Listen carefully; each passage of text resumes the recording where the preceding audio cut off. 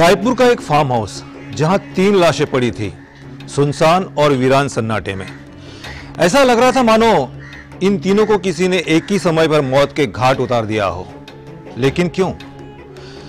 कौन थे ये तीनों और इस फार्म हाउस पर क्या करने आए थे? इन्हें इनकी मौत खींचकर लाई थी या फिर ये खुद अपनी मौत की तरफ खींचे चले आए थे? नमस्कार, मैं प्रदीप पाटिल और जून के इस शो में आप सभी का स्वागत करता हूं। ये खामोश लाशें चीख भी नहीं सकती थी, किसी को पुकार भी नहीं सकती थी। इस अंधेरे और सन्नाटे को चीरकर अपने कत्ल की कहानी किसी को बता भी नहीं सकती थी। लेकिन जून के निशान आज नहीं तो कल खुद ही कानून के पास पहुंच जाते हैं। अब देखना यह था कि इन खामोश लाशों तक कानून कब तक पहुंचता है।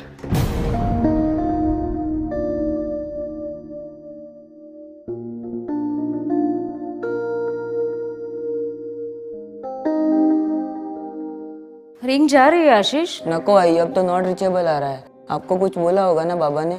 बताई तो, पूना काम है ऐसा बोलकर गए। एक काम कर, रूपम को फोन कर तू। रूपम? रूपम कोण आई? रूपम वो सोलापुर वाला। पण तो सोडलास ना काम। कितने वर्ष हो गए उसको क्या मालूम रहेगा? उसी का नंबर है मेरे फोन में। मेरे को बहन बोलता है वो, उसको कुछ ना कुछ मालूम होगा। लाओ ना फोन त्याला।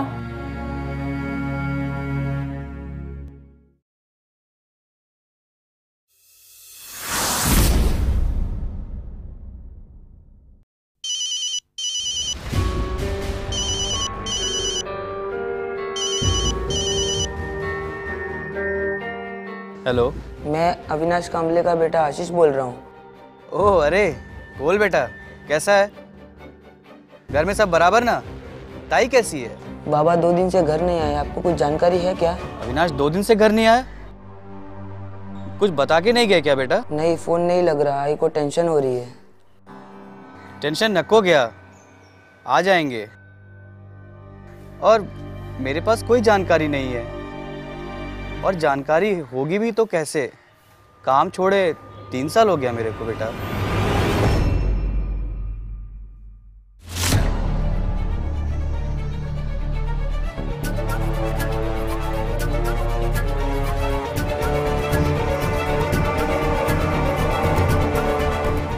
हेलो, अरे मेरा बड़ा भाई है वो, ऐसे कैसे चिंता नहीं होगी? एक तो 2 दिन से घर नहीं आया है, ऊपर से फोन भी नहीं लग रहा है। एक तो जमीन की डीलिंग के लिए भी गए थे और कैश भी है उनके साथ।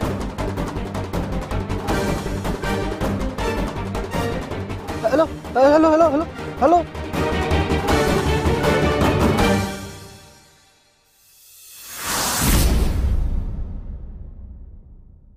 बाबू कभी कुछ बताते नहीं थे, बस जिधर भी जाते थे तो कहते थे कि काम से जा रहा हूँ। ऑफिस से कभी कोल्हापुर, सांगली, पूना, तो कभी घर से। लेकिन दिन में 2-3 बार कॉल करते थे और पूछते थे कि खाना खाया कि नहीं, कोचिंग गया कि नहीं, ये सब। अच्छा, ये फर्स्ट टाइम हुआ है? ऐसे भी पहले भी हो चुका? कभी नहीं, उनका फ़ोन कभी बंद नहीं रहता था। वो हमेशा एक ही बात कहते थे, जब मेरा फ़ोन बंद हो या नहीं लगे तो समझना कोई मुसीबत है। घर से कितने बजे निकले थे वो? और जाते वक्त उनके पास कोई कैश या कुछ था? एग्रीमेंट या कोई पेपर वगैरह? रियल एस्टेट वालों के लिए आम बात है। पता नहीं साहब, पर इस धंधे में मेरा बेटा अजय 1 साल से है। बहुत मेहनत करता है साहब, बहुत मेहनत करता है। मैं शुगर का पेशेंट हूं साहब। मेरा बेटा अजय दिन में 4-4 बार फोन करता रहता है। मीठा ना खाऊं, मसाला ना खाऊं, टाइम पे दवाई ले लूं। मेरी बहुत चिंता करता है वो, बहुत चिंता करता है।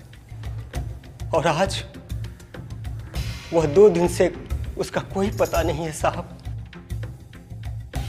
प्लीज साहब, प्लीज, मुझे बहुत फिक्र हो रही है उसकी साहब, बहुत फिक्र हो रही है। काय तरी करा साहब, काय तरी करा। हे साहब, काय तरी करा।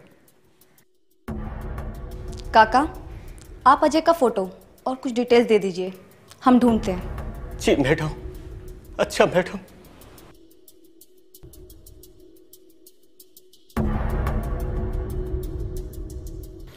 एक साथ 3 लोग गायब हुए हैं और एक ही फील्ड के रियल एस्टेट ब्रोकर्स। इतने बड़ा इत्तेफाक नहीं हो सकता। हाँ सर, और सबसे कमाल की बात यह है कि तीनों एक दूसरे को जानते हैं। पनवेल के घोरवाड़ी के सभी लोग इनको पहचानते हैं। कहीं ये किडनैपिंग का मामला तो नहीं? हो सकता है सर, पर अगर किडनैपिंग का मामला है तो अभी तक फिरौती के लिए कोई रैंसम कॉल आ जानी चाहिए थी ना। अर्चना, इससे पहले हमारे ऊपर पॉलिटिकल प्रेशर आने लगे, हमें इन तीनों को ढूंढना पड़ेगा।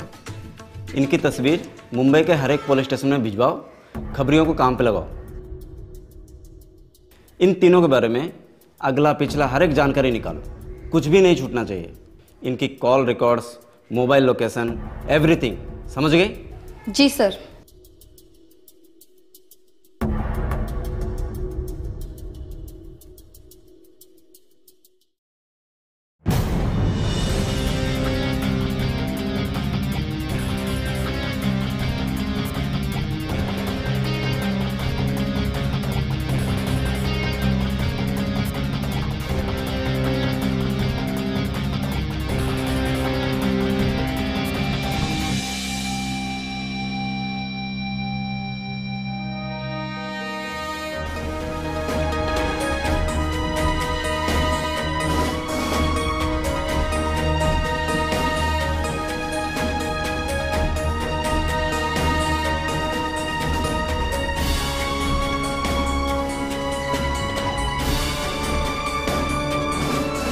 ओ रूपम भाई,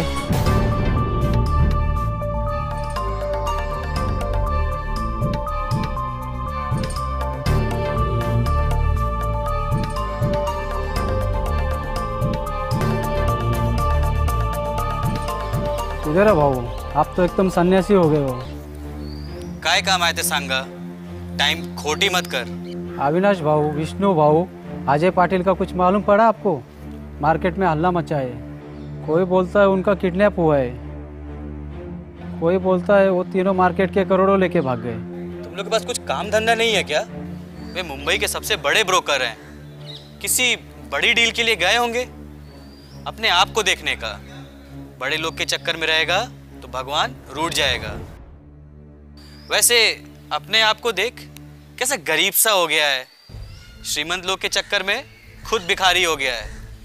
लक्ष्मी माते नाराज हैं तेरे से। चल अभी।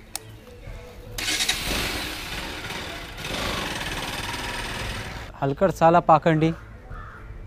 किसी से कोई दुश्मनी बिजनेस में या फैमिली में?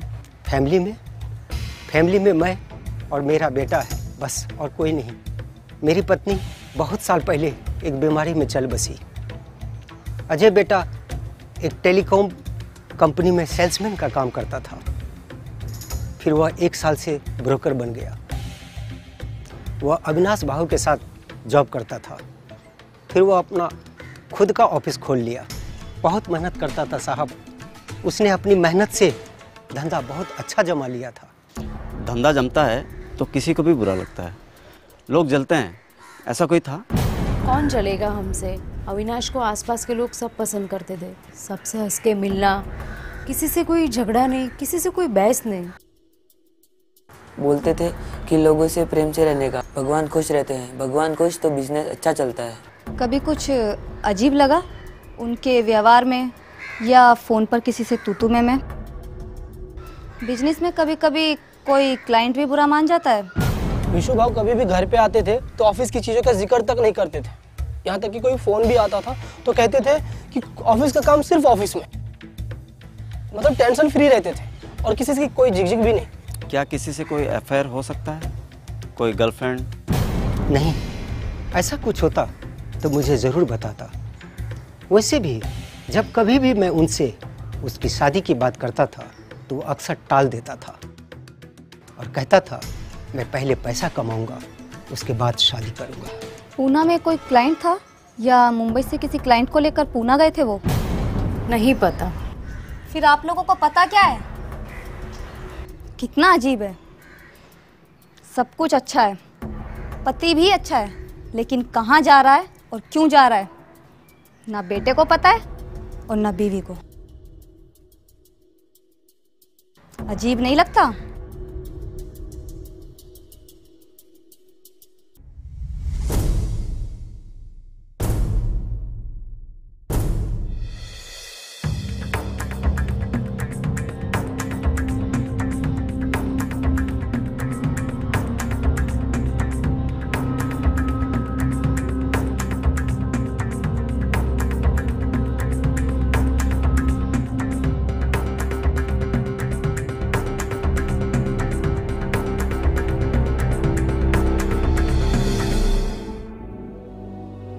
अरे ये ताला तो खुला हुआ है।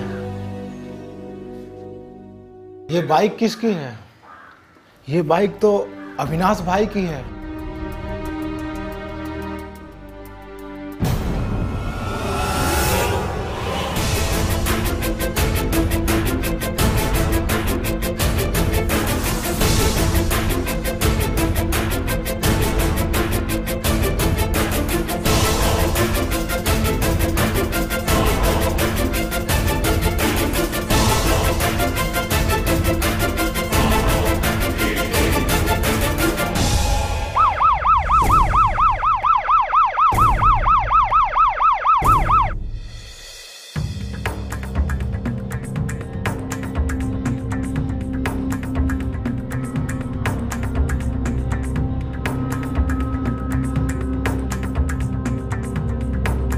ये बाइक सारा अविनाश भाई की है।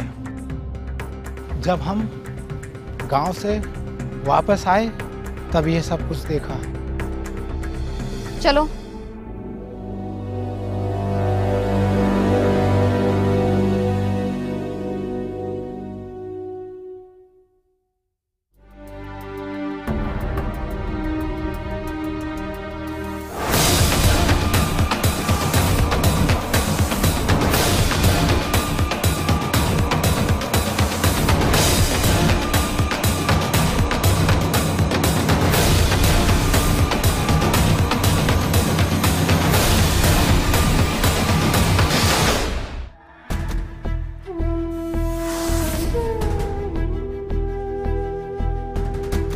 अर्चना, ये 3 नहीं थे, कोई चौथा भी था या 5वां भी?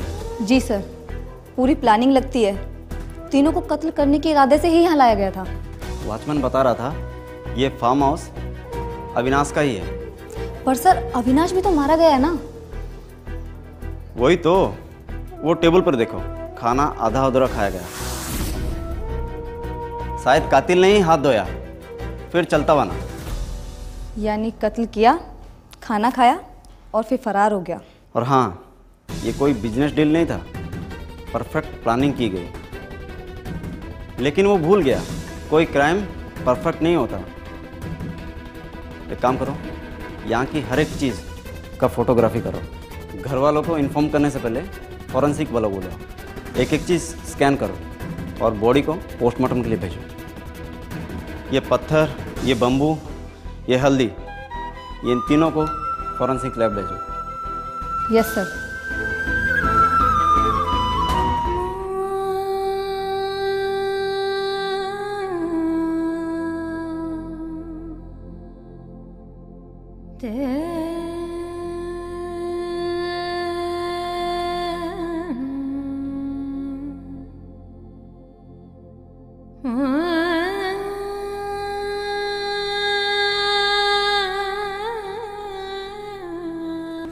मैं अकेला पड़ गया हूँ बेटा, उठो।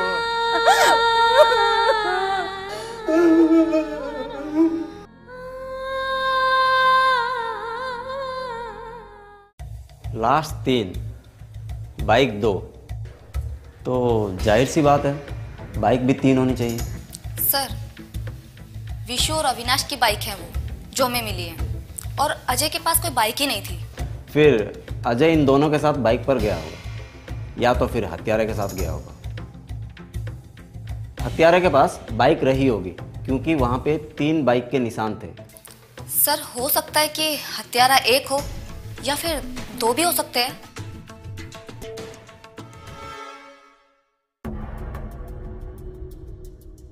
और चांस है कि हत्यारा या हत्यारे मेल होंगे। पर सर वहां पर हल्दी क्यों पड़ी थी, उसका क्या राज है? हल्दी के पीछे का रंग भी दिखेगा अर्चना। हत्यारा जो भी हो बहुत जल्द हमारी पकड़ में होगा। पुलिस वालों का कॉन्फिडेंस बता रहा था कि वो बहुत ही जल्द इस केस को क्रैक कर लेंगे, बहुत ही जल्द वो इस ट्रिपल मर्डर के सस्पेक्ट को पकड़ लेंगे। जबकि लाश के पास मिली हल्दी अब भी राज बनी हुई थी। कौन वो था या थी जिसने इस जुर्म को अंजाम दिया था और क्यों? ऐसी कौन सी दुश्मनी थी कि अविनाश के ही फार्म हाउस पर उसे और उसके दोस्तों को बुलाकर इतनी बेरहमी से इन तीनों की हत्या कर दी गई? ये दुश्मनी ही थी या बिजनेस का कोई खेल, या फिर साजिश की कोई ऐसी बिसात जिसके पत्ते सिर्फ मुजरिम के ही हाथों में थे और ये तीनों जोकर बन गए थे? कौन था वो जिसने हल्दी बिखेरकर पूरे फर्श को खून में डुबो दिया था? कौन था जिसने खून से सने हाथों से खाना खाकर हाथ प्लेट में धोए थे? आखिर इन तीन कत्ल के पीछे की कहानी क्या थी जो आने वाले समय को हिलाकर रख देने वाली थी?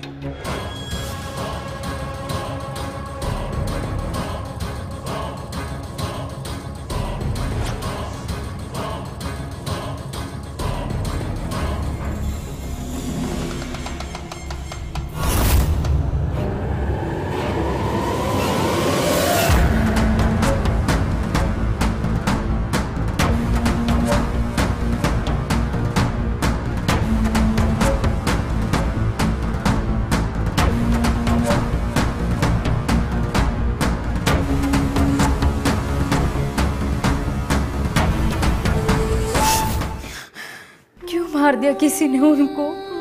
क्या बिगाड़ा था किसी ने उनका? आई, बाबा फार्म हाउस पर क्यों गए होंगे? वो तो पूना जाने वाले थे ना शायद। पता नहीं, अब तो हमें छोड़ के चले गए, बस इतना पता है वो कभी वापस नहीं आएंगे। तू रो मत आई, तेरा मैं ख्याल रखूंगा।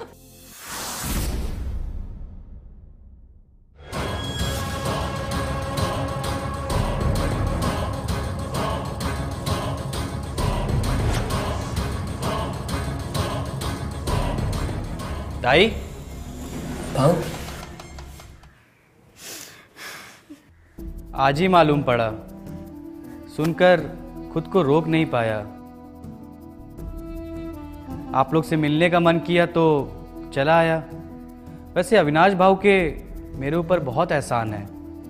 जब किसी ने मेरे को काम नहीं दिया था तब अविनाश भाऊ ने मेरे सिर पर हाथ रखा था। भले मानुस को भगवान जल्दी बुला लेता है। पता नहीं किसी की क्या दुश्मनी थी जो मेरा सिंदूर ही मिटा दिया।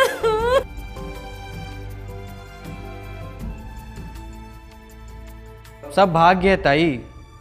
भाग में जितने समय की सांस है बस उतना ही जीवन है।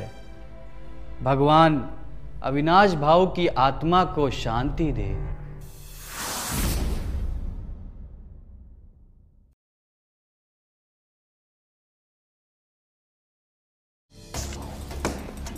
May I come in, sir?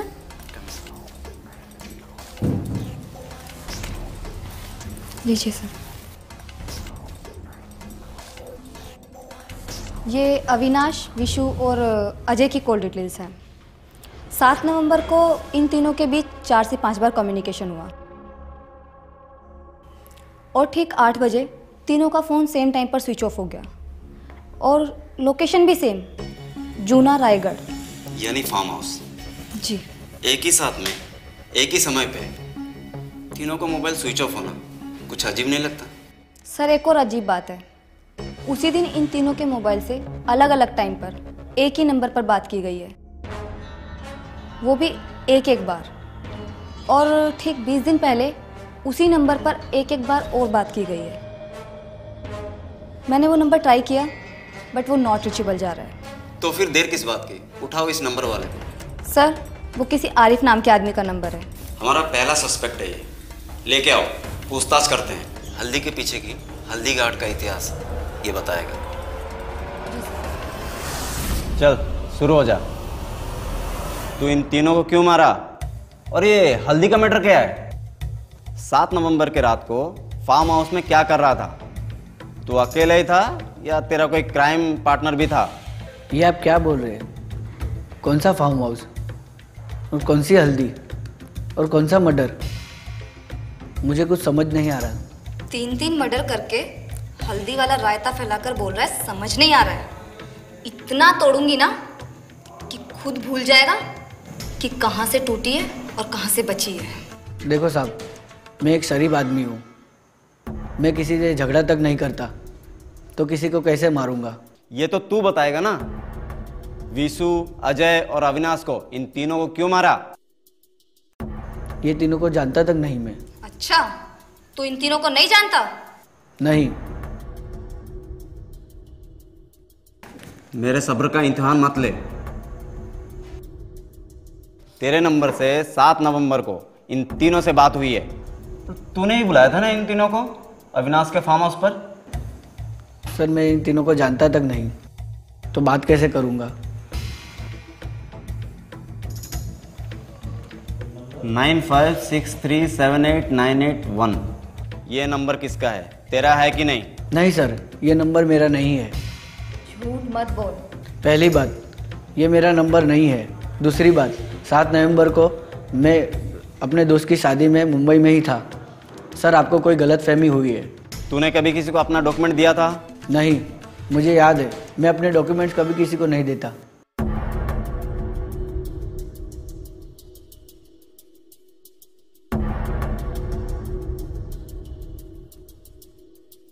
बोल रघु, क्या खबर लाया? सर, अक्खी मुंबई छान मारा। ऐसा केस ना देखा ना सुना। तुम लोगों को खबर छानने के लिए बोला था। खबर? इन तीनों के बायोडाटा में कुछ ऐसा डाटा मिला जो कुछ अजीब हो। इनकी कुंडली में कुछ ऐसा मिला जिसकी तार दुश्मनी से जुड़ी हो। सर, एक तार है। ये दोस्ती का है या दुश्मनी का, ये नहीं पता। बोल, क्या तार है? सर, एक आदमी है रूपम, पूजा पाठ इतना करता है कि मठ के बाबा फेल हो।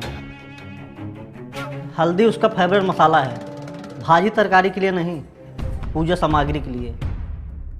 हाथ में 10 उंगलियाँ और 10 में अंगूठी और गले में रुद्राक्ष।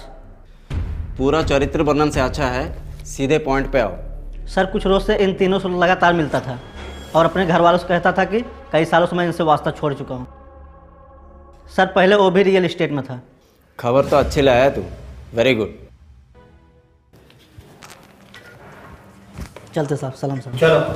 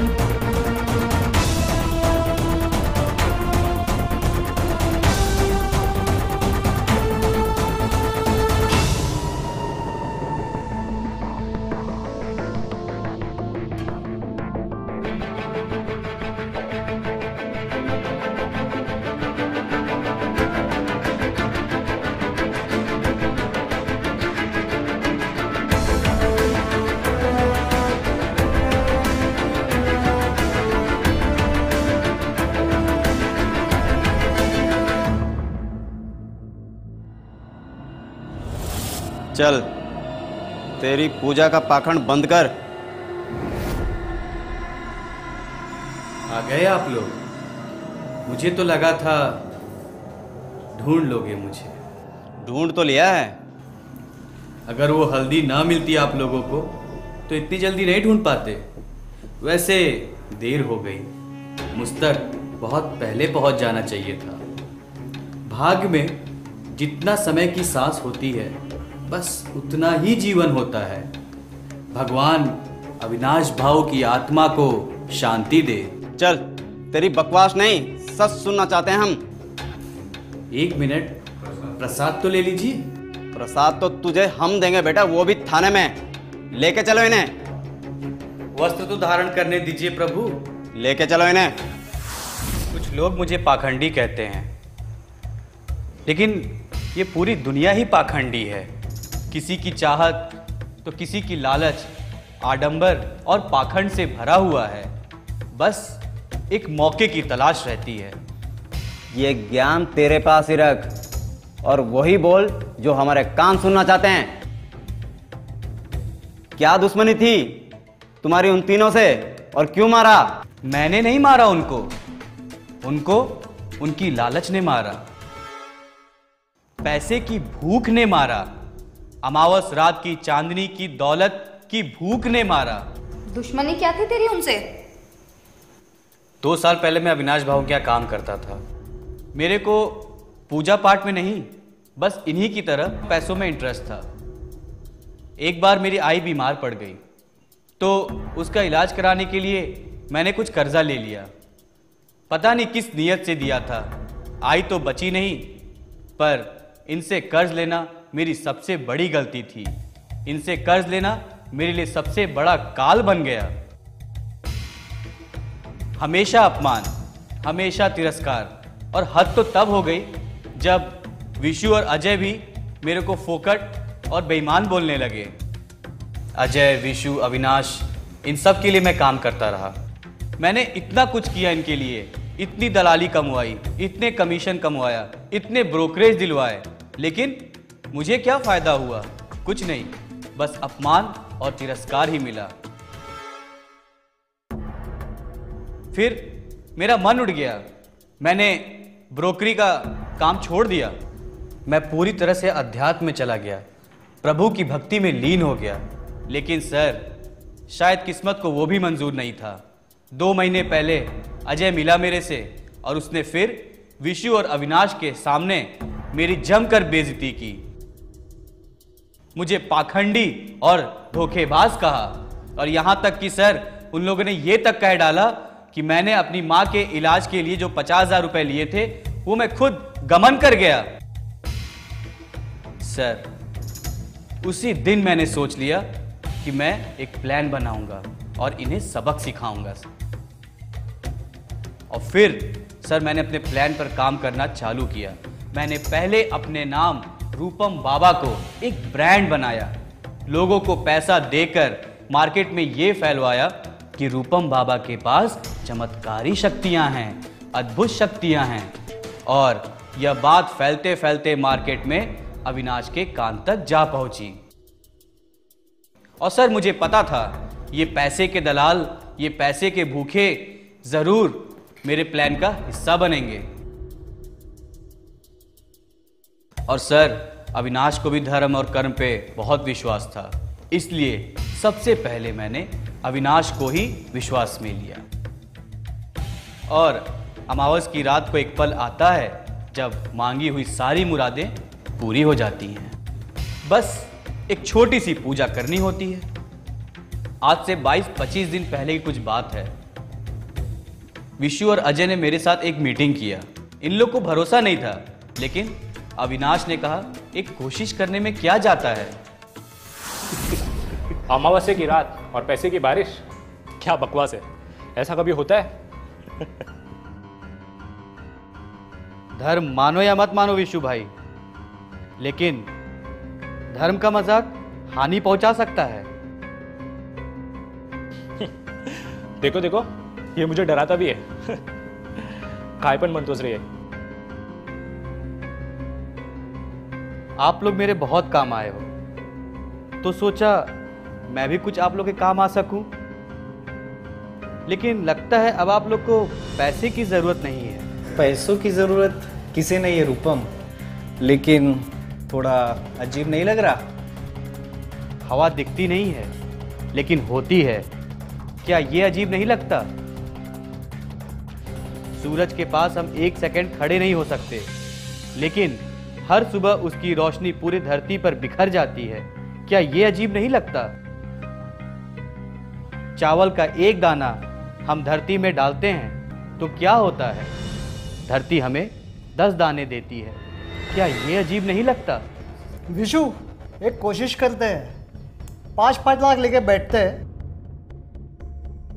1 दाने का 10 तो 5 दाने का 50 मिल सकता है। नहीं मिला तो 5 दाने अपने ही तो है।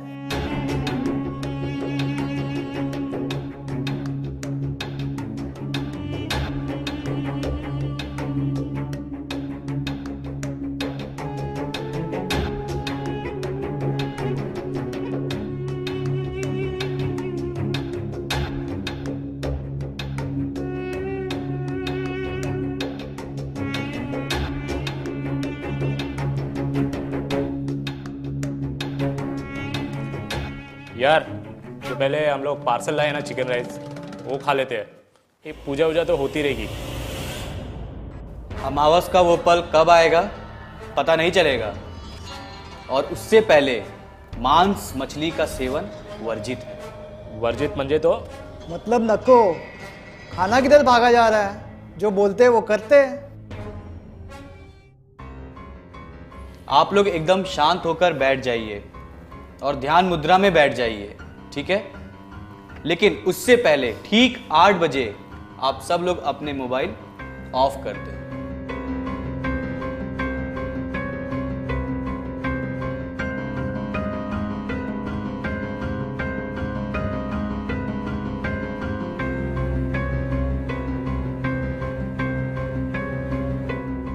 यार एक बूंद नहीं गिरी बारिश की। किधर है बारिश? आपने पी है क्या? ओ, मैं तो रास्ते में एक नींब लटक गया था। आपको अकल है या नहीं? कोई पूजा में पीकर बैठता है क्या? आपको पता है इससे अपनी जान पे आफत आ सकती है। ए रूपम, डराने का नहीं क्या? तू जा यहाँ से पूजा कर, हम दोनों हैं यहाँ पे। जा शुरू कर जा।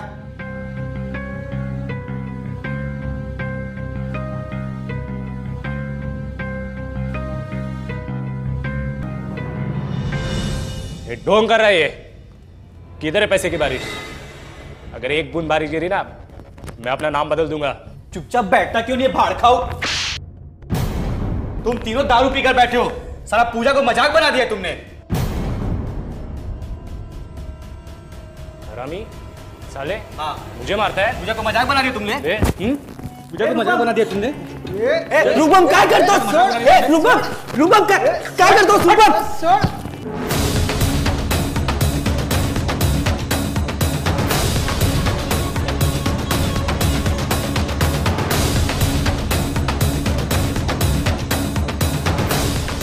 रूपम काय केलं से? रूपम काय केलं से? बहुत तुम लोग का मजाक बनाने आता है, हैं? तुम मुझे मत मारो रूपम, ले लो पैसा, ले पैसा ले।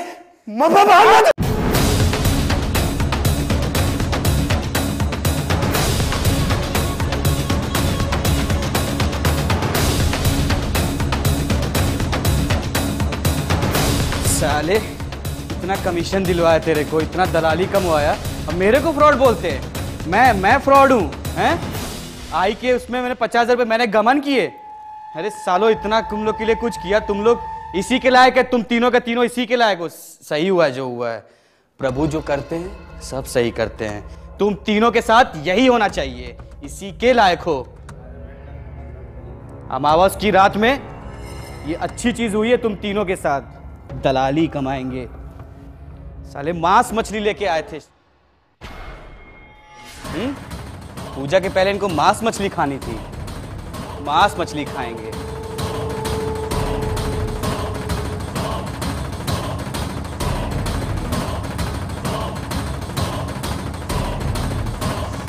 खाएगा? अरे खा मांस मछली, हैं?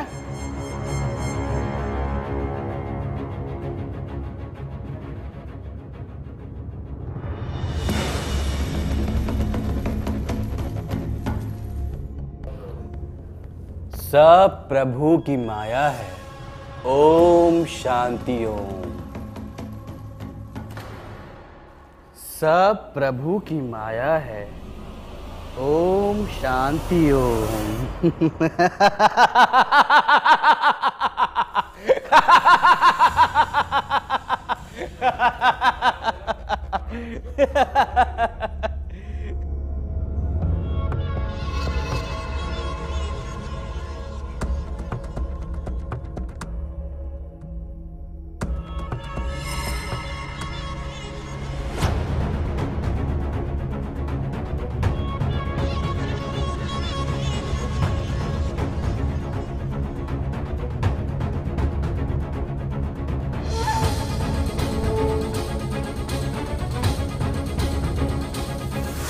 वहां पैसों की बारिश नहीं, उस दिन मौत की बारिश होनी थी। ये उन लालचियों को पता नहीं था। कितना कमीना है रे तू। उन तीनों ने तेरा मजाक बनाया और तूने उनके पूरे परिवार को ही बर्बाद कर दिया। अजय, जिसका पिता हमेशा बीमार रहता है, उसका क्या होगा? विशु का छोटा भाई, उसे तू अनाथ कर दिया। और वो अक्षरा, जिसे तू ताई बोलता था, उसे विधवा कर दिया तूने। उसके बच्चे को अनाथ करके क्या मिला तुझे? आ गया तेरा सम्मान। लोग सही बोलते हैं, पाखंडी है तू। तेरा सम्मान भी पाखंडी था। तेरी कोई इज्जत होगी जिसके लिए तू धोखे से तीनों को मारा? निहत्ते शराबियों को मारकर क्या मिला तुझे? अब सुन, फांसी तो होगी तुझे, लेकिन उससे पहले इस लॉकअप में बंबू की बारिश होगी। बंबू बारिश पता है ना कैसी होती है? ना पूनम, ना अमावस्या, ना हल्दी, ना कुमकुम, ना पूजा, ना आरती, बस बंबू ही बंबू। अर्चना, एक काम करो, इसे हमारी बारिश का नजारा दिखाओ जरा। जी सर। अंधविश्वास की भी सीमा होती है। कुछ लोग लालच में इतने अंधे हो जाते हैं कि उन्हें तर्क वितर्क का कोई फर्क ही नहीं मालूम होता और फिर इन दकियानुसी बातों में विश्वास कर लेते हैं। किसी भी लालच में आना मतलब अपनी तरफ एक जुर्म को बुलाना, अपनी मुसीबत को बुलाना। विशु, अजय और अविनाश ने रूपम पर विश्वास किया, जबकि वो जानते थे कि यह पाखंड है, लेकिन पैसों की बारिश की लालच में उन्हें एक कोशिश करने पर मजबूर किया और यहीं पर वो तीनों साजिश का शिकार हो गए। रूपम अपने अपमान के बदले में इस कदर अंधा हो चुका था कि इस विकृत जुर्म को अंजाम देने के लिए उसने धर्म, पूजा और श्रद्धा का सहारा लिया था। जिसे वो बहन मानता था, उसी के सिंदूर को मिटाकर न जाने उसकी आत्मा को कौन सी तृप्ति मिलने वाली थी। लेकिन इन तीनों चिताओं के लपटों ने तीनों परिवारों की खुशियों को भी राख कर दिया था। अब इजाजत दीजिए, फिर मिलेंगे जून के अगले एपिसोड में। तब तक खुश रहिए, सुरक्षित रहिए, अपनों का ख्याल रखिए। जय हिंद, जय भारत।